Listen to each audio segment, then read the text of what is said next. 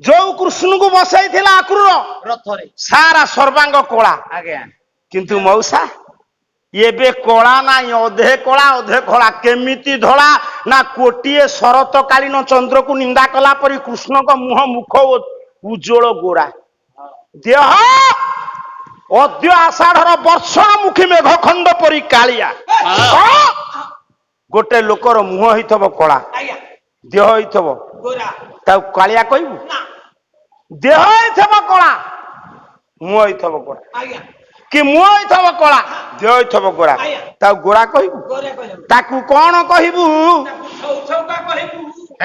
ଛଉ ଛଉକା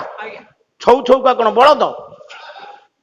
କୃଷ୍ଣଙ୍କ ମୁହଁ ଗୋରା ଦେହ କଳା ଅକୁର କହିଲା ଇଏ ଯାହାକୁ ବସେଇଥିଲି ସିଏ କଣ ଖସି ପଳେଇଲା କିରେ